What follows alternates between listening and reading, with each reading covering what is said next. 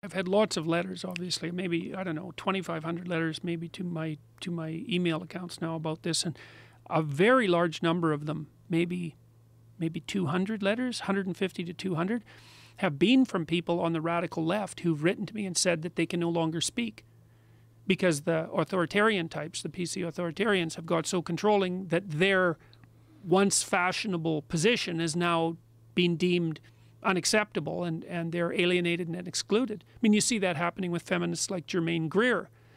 I mean, Germaine Greer, who's been banned from campuses, she's not very happy with the idea that being a woman is something that's been reduced to a whim, right? Because she thinks that there's more to being a woman than mere subjective choice. Well, that's no longer a tenable viewpoint on the left, and so people who hold that viewpoint, many of them are feminists, are no longer getting along with the, say, radical gender bender activist types who've got center stage at the moment. So yeah, Christine Summers has the same issue with that. She's a feminist, and she calls herself the factual feminist, and she pushes back against. And what her perspective is instead of embracing these false narratives and running with them as if they're the facts and just using that to reinforce your ideology, she's saying that does feminism a disservice. Let's look at the actual reality of the situation, and let's look at it from a balanced and objective perspective. And she gets so much hate for that. Yeah. The idea of being rational and objective. Well, that's because as far as the postmodern social justice warriors are concerned, those are just code words for oppression. There's no object. You got to remember this with regards to having these sorts of arguments. When you say objective and rational, that's predicated on your implicit belief that there is such a thing as the objective and there is such a thing as rational. And the radical postmodernists, they do not buy that. Not at all. Not at all. As far as they're concerned, that's just another power game on your part. And built into the laws, like Bill C-16 in Canada now, and the same in the laws in New York City that govern the use of these gender pronouns, built into the law is the idea that there's no biological foundation for your identity, and that it's all purely subjective. They built that into the law.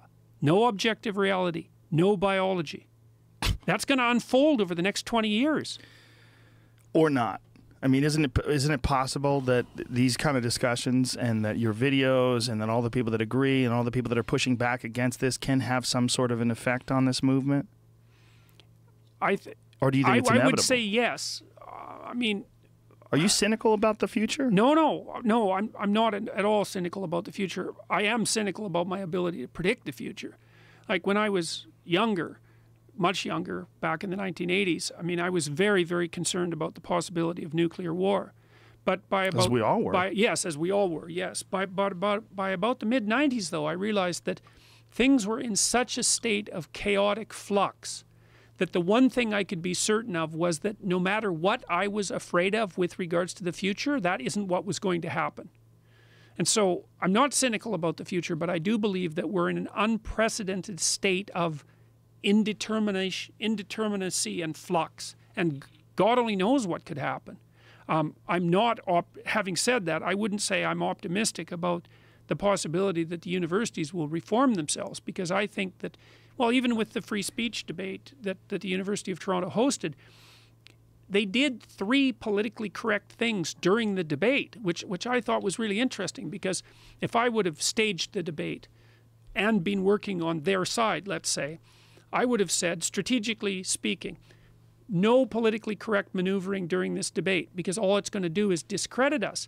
But that isn't what happened. The university opened up by noting that the land on which we were having the debate was once property owned by the original Native Americans, which is something I find abhorrent, because on the one hand, we took it, and now on the other hand, we want to be friends. It's like, I don't think you get to have both sides of that moral play at the same time. But that's okay. That's how the university opened the debate.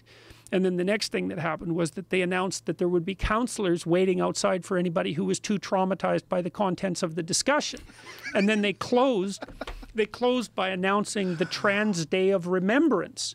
You know, but the reason I'm pointing this out is because it just shows you the fact that those things happened. They weren't even strategic. That's just how things are at the university. And they didn't even notice that people were going to turn themselves inside out, noticing that, saying, well, God, this is so biased, I can hardly believe it, which is exactly what happened. That's how saturated the universities are with this kind of thinking. And I don't have any idea what can reverse that.